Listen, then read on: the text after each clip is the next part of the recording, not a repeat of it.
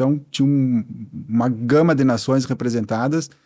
E nas conversas era assim, quanto teu país está sendo tarifado, né? Continuaria apostando no mercado, sem dúvida nenhuma, né? É um mercado, um dos maiores mercados, o maior mercado consumidor. Então, para o produto brasileiro industrializado ou não, ele é o maior mercado, é um mercado interessante. Olá pessoal, sejam todos muito bem-vindos ao podcast DSF Cast. Pessoas, ideias e estratégias impulsionando negócios. Eu sou Rony Giacomoni, sou advogado e sócio da Dupont Spiller Fadanelli Advogados e hoje estamos aqui com meu colega, sócio da DSF Advogados, Fábio Stefani. Fábio ele é head da área de Direito Internacional da DSF Advogados. Hoje vamos debater um pouco questões de comércio internacional, especialmente as tarifas ou o tarifaço imposto pelos Estados Unidos ao Brasil e principalmente os debates que aconteceram no último congresso, o último evento de comércio internacional com enfoque jurídico que o Fábio participou nos Estados Unidos no mês de agosto em Washington, inclusive participando de um painel especificamente sobre esse assunto. Fábio, muito bem-vindo. Obrigado pela tua presença. Rony, muito boa tarde, obrigado pelo convite. É uma alegria estar aqui participando do podcast e, sem dúvida nenhuma, de um tema que, para mim, é muito importante. Acho que tema para todos os empresários, sem dúvida nenhuma, mas um tema que, para mim, é muito caro. Então, é uma alegria aí estar debatendo contigo os pontos específicos. Aliás, acho que esse tema é o que é o teu dia a dia dos últimos 2 ou 3 meses, né? Não deve ter tido muitas outras demandas que não sejam ditas sobre as tarifas. Olha, acelerou muito. Antes nós tínhamos uma perspectiva de investimento no território americano, mas depois do início da aplicação das tarifas, teve uma reviravolta. O cenário internacional teve uma nova dinâmica. O que está se falando agora, já entrando no tema específico, né? O cenário internacional teve uma mudança significativa. Não é mais acordos multilaterais, a gente está indo para uma tendência de acordos bilaterais, uma pressão muito grande aí, de fato, movimentada pelo governo americano, que fez mexer a base das relações internacionais, né? Então, a gente entra em 2, 3 viés, tem o viés exclusivamente ali mais político, diplomático, tem o viés empresarial. Nós estamos sofrendo um viés empresarial e é onde a gente atua, então a gente acaba sofrendo nesse setor e, consequentemente, uma mudança significativa nas cadeias logísticas internacionais, de fornecimento, suprimento. O que nós tínhamos antes, Brasil como fornecendo para os Estados Unidos, teve essa ruptura, uma interrupção momentânea, que entendo que no futuro pode retomar, mas que num primeiro momento agora tem esse impacto que todo mundo está sofrendo e precisa ser superado. E conectando já, por exemplo, com o evento que tu participaste mês passado, esse era o foco principal do evento, e se era esse o foco principal, eram advogados de vários países atingidos também por tarifas impostas pelo governo americano. Como foi o clima, como foi o debate daquele evento? Bom, o evento ele tinha 55 países representados, tá? Tinham delegações com maior número, Alemanha, Suíça, Brasil, então tinha uma gama de nações representadas e nas conversas era assim, quanto teu país está sendo tarifado, né? Então tinha não digo uma brincadeira, mas quanto foi tarifado? Daí, numa conversa assim com a Alemanha disse, não, agora nós estamos negociando, né? Negociando através da União Europeia, mas está sendo negociada uma tarifa fixa. Foi negociado, né? Já tinha sido. Suíça, por exemplo, disse, não, nós vamos tarifar com 39%. Né? Então, assim, olha, o Brasil 50%. Pô, mas existe uma correlação Brasil com um problema político, mas uma tarifa de 50%. Suíça aqui, um país extremamente estável, economicamente forte, 39%. Né? Então, e que não tem conotação política. Na Suíça. Exatamente. Já a Argentina é feliz da vida, porque teve uma tarifa muito mais benéfica, você não teve tarifa, né? Então, todos os países tentando se moldar nesse novo modelo. Ou seja, uma imposição de um maior mercado e o que a gente faz. Né? Então, a primeira reação, todos, né, conversando questão jurídica, existe um modelo OMC para solução de controvérsias, existem soluções jurídicas que poderia ser debatido, mas isso é relevado, não está sendo aplicado na prática. Por quê? Porque tem uma imposição e tem que superar essa imposição.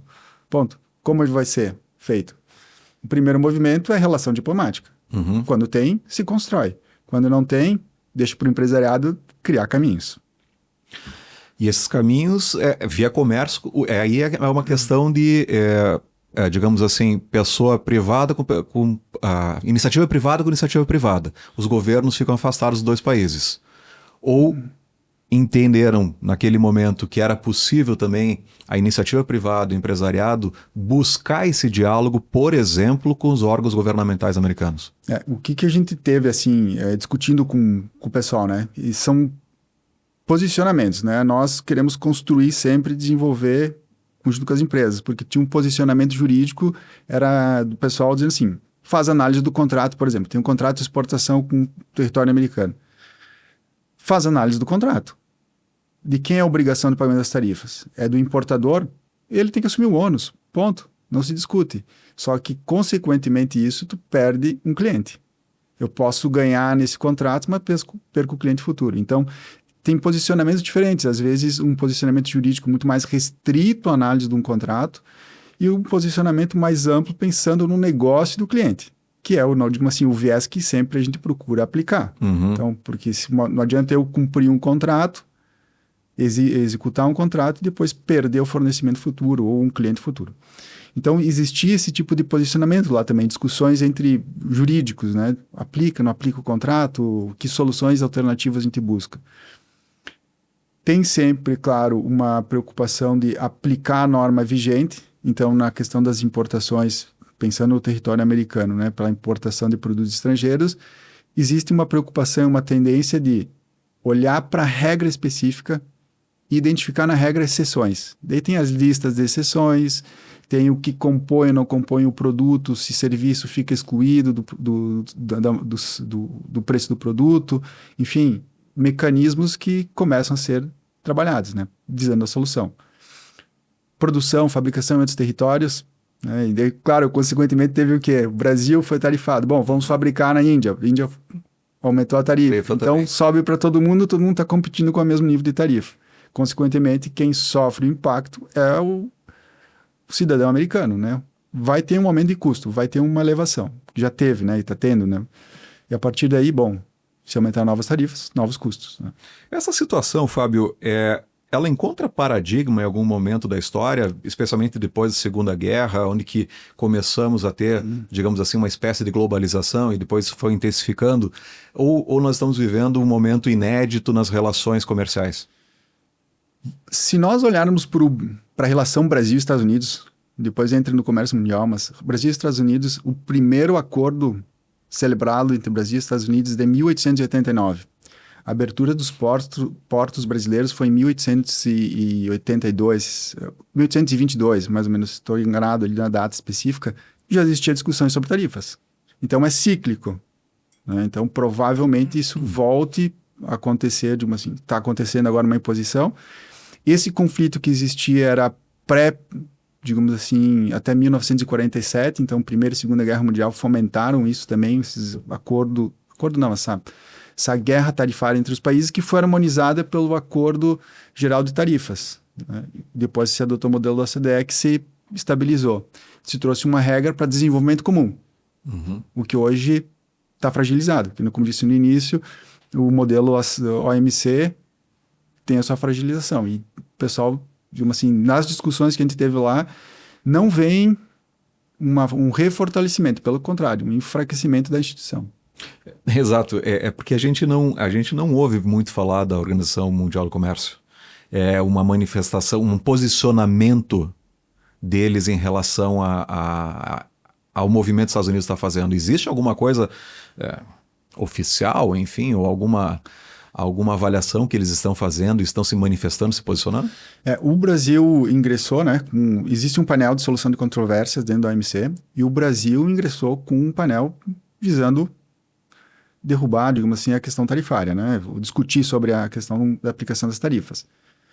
Porém, a consequência final, embora possa ter um reconhecimento, a consequência final vai ser, a OMC vai autorizar o Brasil a retaliação, que é uma outra decisão, se o Brasil vai adotar ou não.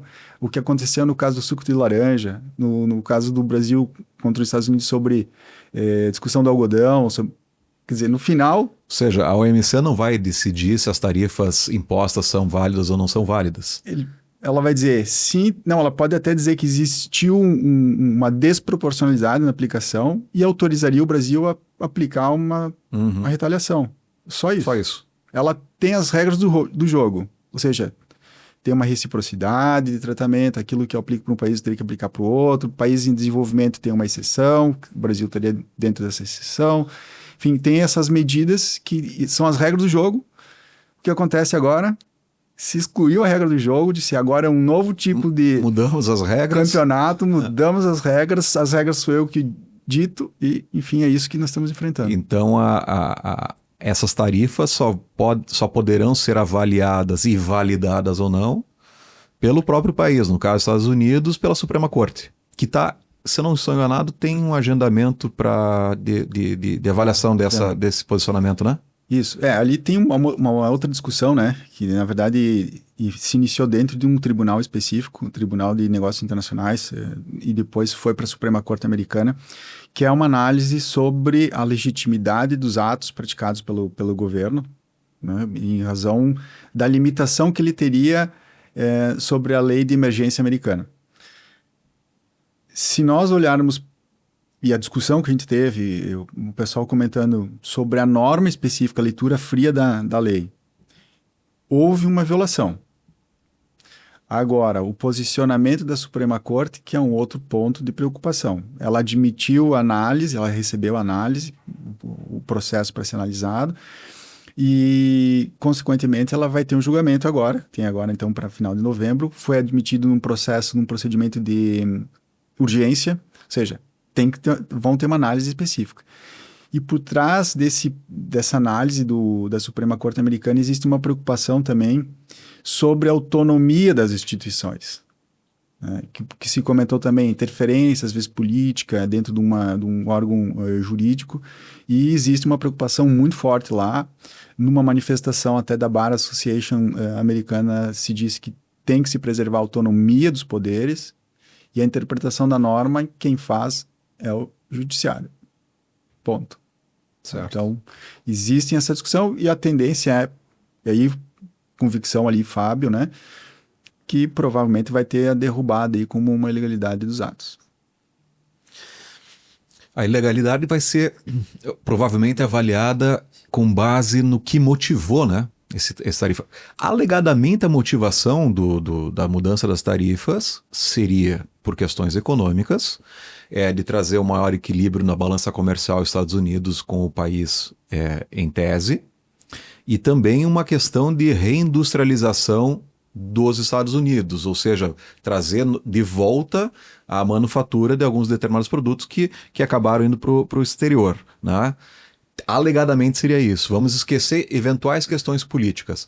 Mas a pergunta é a seguinte, é viável hoje nos Estados Unidos, com os custos dos Estados Unidos, os custos de mão de obra que existem lá, uma política que procura afastar o imigrante, que é a mão de obra barata e que aceita fazer manufatura? É possível ainda reindustrializar, levar aquela atividade básica para os Estados Unidos? É uma pergunta interessante, né? Porque eu separaria em dois níveis. Há um nível de uma indústria gigantesca e uma indústria pequena. Gigantesca, vamos dar um exemplo da Apple. Foi divulgado, acho que não tem problema em falar o nome, né? Mas existia uma não digo uma possível punição do governo americano sobre a não fabricação dos iPhones dentro do território americano, uma imposição de uma pena adicional de 25% dos produtos que seriam importados, fabricados no exterior e importados no território americano. E nós estamos falando Índia, por exemplo, né? Além da adição da tarifa, além de uma aplicação de 25%. No estudo que foi feito, o custo de produção de um iPhone, por exemplo, de $400, Índia. Se fosse industrializado dentro dos Estados Unidos, custaria $3.500. Para conseguir industrializar dentro dos Estados Unidos, seriam $2 bilhões de investimento e de 4 a 5 anos de montagem de uma fábrica. Certo. Ou seja, inviável. Inviável. Preferiu pagar os 25%, Uhum. né, sobre os 400. Então, é esse tipo de análise, sem dúvida nenhuma, que é importante ser feita. E para a pequena indústria, pode ser que seja um caminho de solução. Porque ela, dentro dos Estados Unidos, daí ela tem, por exemplo, pode participar de licitações, existem legislações específicas que permitiriam a empresa participar em licitações, tá, com ganhos maiores. Se é uma empresa com baixo investimento, que tem um serviço industrial muito automatizado, que não precisa de mão de obra, se torna viável, sim. Tá? E para quem quer começar a se estabelecer dentro do território americano, hoje é um caminho viável. Né? É um investimento, sim, tem todo o conflito, tem, mas é um mercado que consome. Uhum. Né? E eu estando lá para produzir, pode se tornar viável. Sim, na verdade, é aquele ditado, né, que dizem que o mundo não aguentaria 2 Estados Unidos em termos de consumo. Não é verdade? Ou seja, os Estados Unidos por si só representa o mundo inteiro consumido, né? Não é verdade? Mas, Fábio, a questão é a seguinte, meu caro, também. Muito se fala, especialmente nós, brasileiros, da postura que o nosso governo adotou desde o início dessas tarifas, desse tarifaço. Uma postura que não foi de negociação no primeiro momento, e foi uma postura de fechar a porta e até de confronto, digamos assim. Nesse evento que tu participou e que tu esteves lá com pessoas de 55 países, tu disse, né? Houve alguma conversa a respeito disso? De por que o Brasil estava tendo essa postura? Como que os outros países enfrentaram isso? Teve algum debate em relação a isso? Bom, na verdade, assim, cada um historiou seus fatos, porque todo mundo está enfrentando o problema. Em graus diferentes, mas todos têm algum questionamento, algum ponto de divergência. Canadá teve uma alegação, Canadá e México teve uma alegação sobre imigração ilegal. Né? Então, a discussão e a preocupação deles não é uma questão só política, mas envolve ali uma relação também entre vizinhos, né? Brasil, é um elemento de discussão, né, para justificar toda uma mudança, uma ruptura ali na cadeia de suprimento internacional, ruptura que foi aplicada pelas novas tarifas. Então, são gatilhos para justificar, minha leitura, né? Temporários. Tá? Alguns com grau de verdade, outros não, mas são as justificativas utilizadas pelo governo americano, ponto. E a solução, pelo menos numa leitura assim diplomática, tem que sentar e construir junto, senão só estão se destruindo. Se a gente olha o impacto que teve, e é importante ser racional, se nós olharmos, a relação diplomática rompeu. Só que a relação comercial continua. Estão os empresários dos dois lados, brasileiro e americano, tentando encontrar soluções. Porque os dois estão sendo prejudicados, os dois territórios estão sendo prejudicados. Então, precisa de uma construção diplomática. Então, até em outra ocasião, né, tem uma expressão, né, go to the balcony, né, do Yuri.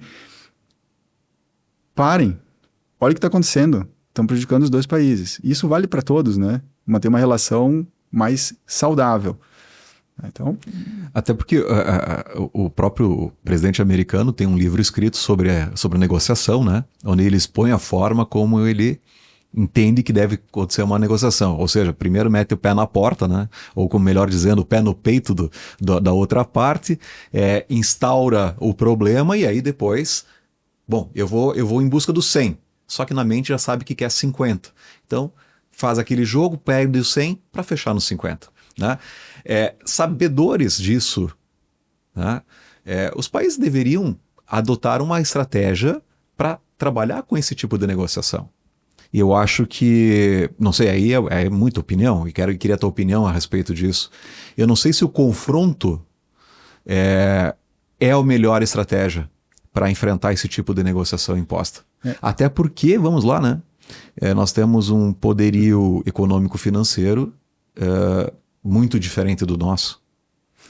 O que mudou, né, significativamente? Os outros países buscam uma estabilidade, né? Todo mundo quer ter uma segurança, um equilíbrio. Imagina tu fazer uma precificação de um produto sem saber quanto é a tarifa que vai ser aplicada no momento que chega a mercadoria no porto. É impossível, né, negociar. Então, é necessária uma estabilidade.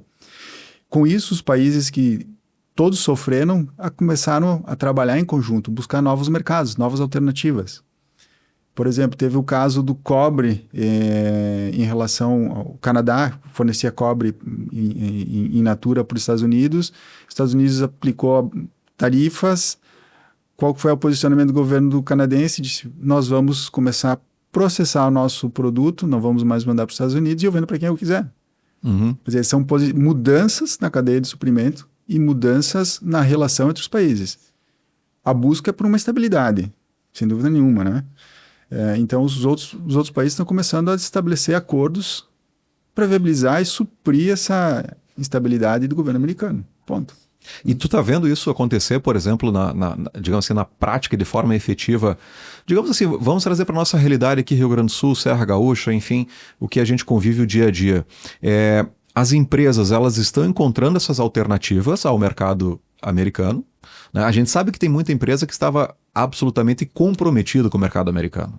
E aí eu acho que uma solução ela é bem mais complicada de se encontrar e não é tão rápida de se encontrar.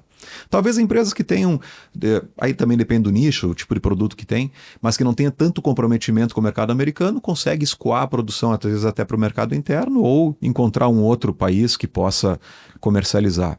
Como é que está isso? Como é que os nossos empresários estão enfrentando isso hoje? Bom, a primeira tentativa é manter o cliente americano, né? Vamos pensar que tu tem a relação com o mercado americano. A primeira ação é manter o cliente. Bom, o que em conjunto, por isso que eu digo, os empresários, em conjunto, o que nós podemos buscar de solução? Esse é o primeiro movimento. Manter aquele cliente que eu já tenho. O segundo movimento, bom, alternativas. Só que essas alternativas, como tu falou, né, Rony? Leva tempo. Então, durante esse tempo, eu consigo me manter ativo e comercializando, que esse é o principal desafio. Porque novos mercados, a tendência é que se criem novos mercados. Uma vez que houve uma ruptura, ninguém quer ficar mais dependente de um único país. Então, tem que ter alternativas. Então, essa tendência a gente está vendo também em outros territórios. Como a gente comentou antes, volta muito para a relação diplomática. Quanto mais flexibilidade e relação diplomática o meu país tem com outros países, probabilidade de ter resultados positivos é maior. E a gente não está vendo esse movimento acontecer. Pelo menos entre Brasil e Estados Unidos, na verdade, a tensão aumenta a cada momento, por questões políticas. Tá? E talvez por nenhum dos dois países querer estabelecer uma conversa diplomática. Talvez esse primeiro passo para estabelecer essa conversa diplomática, tu entende que deveria partir de quem? É uma pergunta que não teria resposta. Não tem resposta. Alguém tem que ceder. Alguém tem que ceder. Alguém tem que ceder, né? E os dois não estão mostrando que querem ceder. Então, esse que é o ponto de divergência. É uma ruptura, não tem conversa. Embora tenha algumas informações aí de que Bom, a gente viu a notícia recente, né? Que teria um evento da ONU nos Estados Unidos e provavelmente o Brasil vai ser barrado ali com alguns... as pessoas entrarem, né? Impedimento de entrada no país. É uma situação que vai fomentando a ruptura da relação diplomática. Total, né? Se a gente for olhar, fazendo um paralelo aqui com o que aconteceu no primeiro acordo com o Brasil e Estados Unidos na relação tarifária, ele só aconteceu porque existia relação entre as duas pessoas negociadoras. Porque senão não teria ocorrido esse acordo. É o que a gente precisa agora. Precisa criar pessoas negociadores que representem as duas nações, mas dentro de uma coerência comercial. Sim. E não política. E não política. Não política. Isso demonstra que a gente pode estar diante de um quadro que possível solução aconteça com uma possível troca de comando. E aí, a mais próxima nós estamos falando o ano que vem. Aí uma possível, eventual, né? Se isso acontecer, uma eventual troca dentro do governo brasileiro. Porque o americano vai permanecer da mesma forma. A tendência, isso eu queria saber de ti, qual é que é a tendência do governo americano? Se foi primeiro essa exposição mais forte, que é a tática de negociação, e depois recua, ou se tu acha que isso ainda vai continuar, e aí só depois de uma possível troca nossa aqui é que vai ter o diálogo.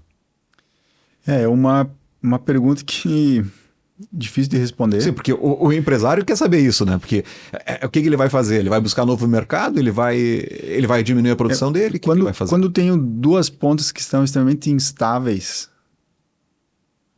eu não tenho como ter uma certeza do que pode acontecer. Então, por isso que é o desafio do empresário. O empresário está buscando solução de forma individual. Eu busco uma solução com o meu parceiro comercial. Como nós vamos construir? Vai ter barreira? Sim. Vão surgir novas? Espero que não. Mas nós vamos buscar uma solução em conjunto, porque depender dos dois países hoje não traz benefício. Não tem o diálogo. Não tem diálogo. Não tem diálogo. Não constrói. Alternativas, buscar outros territórios, outros parceiros comerciais, mas isso leva tempo. Desenvolver um fornecedor, 1, 2 anos para desenvolver um fornecedor. Para desenvolver um cliente, 5 anos, né? Dependendo do mercado, até entrar no mercado, começar a fornecer. Então, esse desafio desse tempo. E nesse período pode ser que teve o quê? A troca de governo. Sim. Tem a derrubada das tarifas, tem outros movimentos que podem acontecer. E também, dependendo do tipo de produto que é brasileiro, que é exportado para os Estados Unidos, às vezes os Estados Unidos pode suprir facilmente, né, o fornecedor, dependendo do tipo de produto, que não haja tanto comprometimento com o mercado brasileiro. Porque, queira ou não queira, todo mundo quer fornecer para os Estados Unidos, porque isso é uma certeza de comércio volumoso. O que a gente está vendo assim da parte interna americana, né? O comprador, ele olha para os países, bom, eu comprava do Brasil, vou comprar da Índia.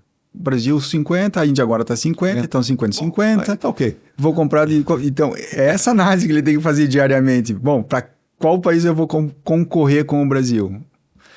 Tem um outro ponto, né? O café. Vou dar só um exemplo aqui de um produto específico. Vamos lá. Se tu falou da autonomia, da produção, enfim, do interno dos países, né? Se os Estados Unidos fosse produzir café, existe só uma região que, pelo menos numa leitura, poderia ser produzida, seria na Califórnia. Ele, 100% de produção na Califórnia, ele representaria 1% do café consumido no território americano. Ou seja, impossível, ele tem que comprar de fora. Tem que comprar de fora. Vai ser brasileiro? O brasileiro era 34%, se não me engano, do percentual. Enfim, tem coisas que são obrigados a comprar. Suco de laranja. Suco de laranja. Carne, acredito também que seja um insumo importante que o Brasil fornece. Então, esse tipo de produto... Infelizmente, sobe com a aplicação da tarifa, subiu o preço num primeiro momento. Claro, a ideia do governo era o quê? Fornecedores, prêmio tuas margens, mas tem um limite, nós não tem mais margem para isso. Então, consequentemente, vai subir, vai ser repassado o preço para o consumidor. Pronto, primeiro impacto, né? Uhum. Fábio, vamos voltar um pouquinho pro evento que tu participou. Claro, né? Então, isso é importante, né? Quem era o promotor do evento? Isso, né? Então, é a Associação dos Jovens Advogados do Mundo, né? A AIJA, a Associação Internacional de Jovens Advogados. Ela é uma associação que tem mais de 64 anos, então, era o 63, porque o 63º congresso, então são 63 anos já de associação. Essa associação tem hoje representação em todas as partes do mundo, com advogados, com comitês, com comissões, e é uma associação que tem temas, digamos assim, comissões com temas específicos, seja direitos humanos, direitos empresariais, tributação internacional. Eu faço parte de duas, né, de negócios internacionais e tributação internacional. Existe sobre meio ambiente, são vários temas, né, bem-estar no ambiente laboral, enfim, tem vários temas específicos, né?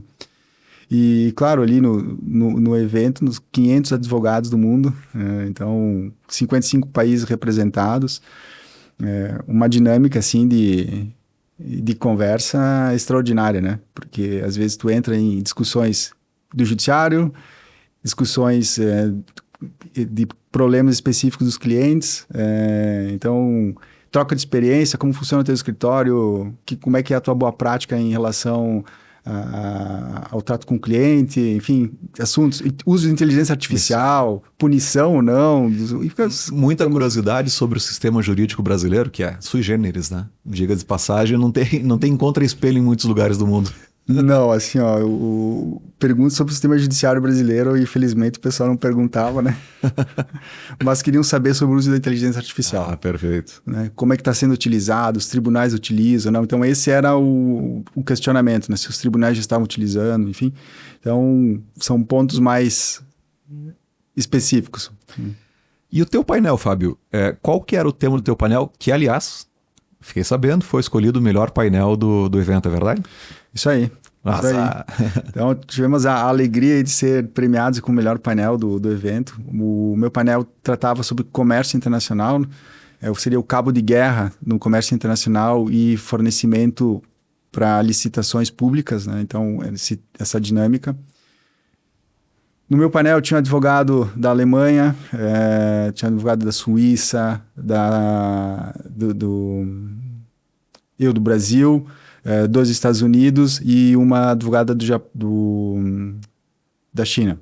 Eu ia falar Japão, não, da China.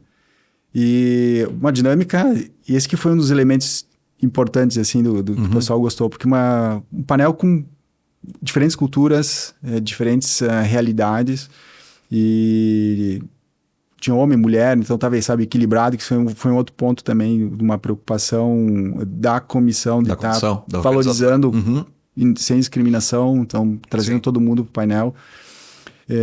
E a forma prática, acho que foi o ponto-chave, assim, que destacou a forma prática de como a gente entregou as informações, né? Então, e tinha uma delegação brasileira robusta? Como é que estava? Hoje, sim, eram 22 advogados do Brasil. Tem a AJA Brasil, ela estava então representada. Hoje, na atualidade, com a conferência, hoje o presidente da AJA no mundo hoje é de um brasileiro, tá? Então ele assumiu a presidência. Enfim, para ver como o trabalho saiu, a associação nasceu na Europa, mas saiu de lá, hoje está muito mais presente, buscando presença nas Américas. Então. Efetivamente é uma associação mundial. Efetivamente. É mundial. Perfeito. Então, a ex-presidente, né, era da Bélgica, então tu vê, assim, tem uma dinâmica bem interessante, né, troca, né? Perfeito.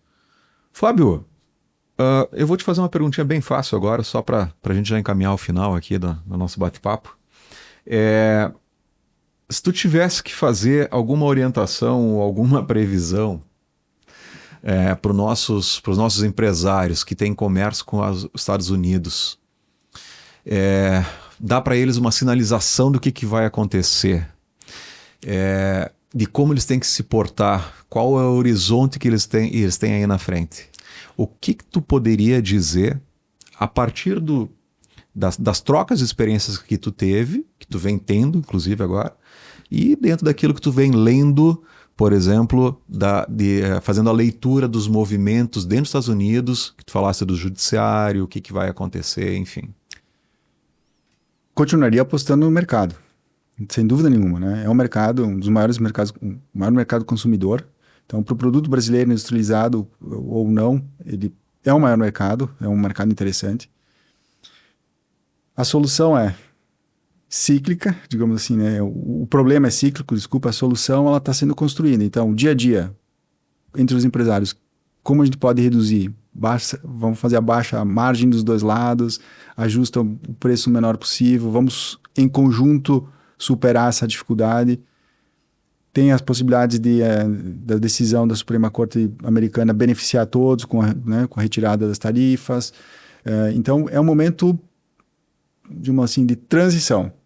Tá? Eu acho que o futuro tem uma redução das tarifas, tem uma harmonização de novo, um pouquinho mais a longo prazo, mas nesse meio tempo é o empresariado aí buscar soluções. Ser criativo. Ser criativo. Existe. Manter o cliente, manter o cliente e ter mercado, esse é o principal foco. Né? Até porque se conseguir manter o cliente nesse momento, Quer dizer, vai criar uma relação tão forte depois, quando as coisas se estabilizarem de uma outra maneira, que tu tá ganhando muito ponto, né? Com o teu cliente, enfim, a tua relação comercial fica muito mais fortalecida. Sem dúvida. E um mercado que aceita investimentos, né? Então Exatamente. tem uma segurança interna, digamos assim, investimento feito. Tá? Então, que pode trazer um retorno interessante. Então, o tema é tão rico que eu ia encaminhar para a gente finalizar, mas surgiu mais uma questão, Fábio, que eu acho que é importante a gente debater. Existe, ou melhor, os nossos empresários estão pensando em alternativas, por exemplo, de levar a produção para os Estados Unidos ou para países, por exemplo, como Paraguai, que é uma coisa que está um pouco mais em voga hoje em dia, aqui para nós brasileiros, né? Ou levar para os Estados Unidos, enfim, deslocar a produção do Brasil para países que possam ter melhores condições de negociação? Olha, existe esse movimento, existe essa preocupação, digamos assim, o maior ponto, sem dúvida nenhuma, é industrialização dentro dos Estados Unidos, porque isso acaba gerando, então, um produto made in USA. E está, digamos assim, protegido. Porque, eventualmente, se muda uma produção, vamos tomar exemplo, vamos tomar um país aqui que não seja da nossa, vamos lá, Indonésia. Eu mudo a produção para a Indonésia. Depois que eu faço todo o investimento, monto uma fábrica, começo a produzir, vem uma aplicação de uma tarifa indonésia. Então, acaba prejudicando todo o investimento. Não resolve muito. Não resolve. Então, num primeiro movimento, a industrialização dentro dos Estados Unidos permitiria um ganho melhor. Né? Tem questão de custo, investimento, mão de obra, como a gente comentou antes. Então, isso tudo tem que analisar caso a caso. O que eu vou produzir, se eu tenho mercado, se eu não tenho mercado. Tipo de produto, tudo, né? Tipo de produto. Se eu não tenho mercado, claro. Eu vou montar uma fábrica. Não compensa. Não compensa, eu tenho que ter um mercado já. Perfeito. E Fábio, então, dentro dessa linha de buscar essas alternativas, né, de internacionalizar a produção, seja para um outro país que tenha melhores condições de negociação, seja para os próprios Estados Unidos. Eu, como empresário, decidi fazer isso. Como que eu faço? Quais são os passos que eu tenho que dar para conseguir chegar a esse ponto de... Esse é extremamente importante, sim, porque são tomadas de decisões. Primeiro, né, tem que olhar o mercado. Vamos pensar no mercado americano. Existe a possibilidade, eu já tendo cliente, então olho o mercado. Eu tenho um produto que é competitivo na questão de qualidade, de desempenho. Pode ser que não seja de preço no primeiro momento, mas eu já tenho no mercado, então eu consigo me estabelecer de uma forma mais rápida. Bom, segundo nível qual local eu me instalo? Se eu estou na costa leste ou oeste, qual que é o meu maior mercado americano? Que isso também tem influência, né, sobre a questão logística dentro interno. Outro ponto, questão de regimes tributários, qual é o tipo de sociedade. Muito. Cada estado, né? Cada estado. Se eu vou me estabelecer com uma LLC, se eu vou uma corporation, então tem regimes tributários diferentes, então tem todo esse nível de detalhamento que é importante estar na pauta do projeto. Ou seja, isso tem que ser o vetor do projeto. Primeiro tem que ter isso muito mapeado, claro, e a partir daí desenvolver o projeto. Isso aí. Porque não é só questão mercadológica, mas às vezes é de eficiência tributária, claro, todo o custo logístico, é o conjunto, armazenagem, enfim, então todo um conjunto. Então, caso a caso, pode ser que dependendo de um produto, se o teu maior cliente está, por exemplo, na Georgia, estado da Georgia, eu não tenho por que me estabelecer lá em Washington, na divisa com o Canadá. Tem que ir para próximo dele, né? Então... E o principal, né, Fábio? Diferente do Brasil, que tu falou antes, cada estado tem a sua autonomia, tem sua legislação e determinadas regras que no outro estado não existem. Então, determinados produtos que tu possa trabalhar, num estado pode ter regulamentação e no outro não. É isso aí. Não é verdade? É verdade. E se entrar ainda numa questão de bebidas, então, que é uma restrição maior ainda. Estado a estado tem que estar habilitado, enfim, é um desafio gigantesco. Todo o projeto, digamos assim, foco, mercado, cliente, forma de atuação, como eu vou constituir a empresa lá, qual que é o regime tributário, qual que é o impacto que eu vou ter aqui no Brasil, tem acordo de dupla tributação, não tem? São vários questionamentos que a gente acaba enfrentando no dia a dia e são os pontos de tomar a decisão, às vezes, né? E é viável? Dependendo para a empresa, é viável, sim. Claro. Tá? Hoje pode ter um ganho gigantesco. Sim, perfeito. Bom, Fábio, Muito obrigado, cara. Eu acho que conseguimos abordar de uma maneira bem interessante esse tema. Claro que não esgotamos ele de forma nenhuma, né? Não tem como esgotar. Não tem como. Todo dia tem pauta nova. Exatamente. Amanhã daria para fazer um novo podcast com o que vai acontecer hoje à noite, né? Isso aí. Mas, Fábio, por favor, deixa tuas redes sociais, como é que o pessoal acompanha teu trabalho, como é que eles podem receber mais notícias a respeito disso.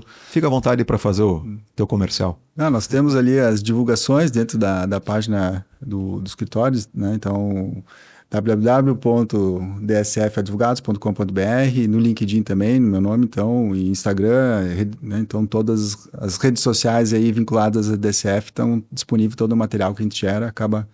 Notícias quentes estão sempre aí. Quentes. Bom, se inscreva aqui nos nossos canais, tem o link abaixo aqui na descrição do vídeo. Certamente aí o pessoal pode ter acesso a todas as informações, a gente vai atualizando, quando tem notícia relevante a gente disponibiliza.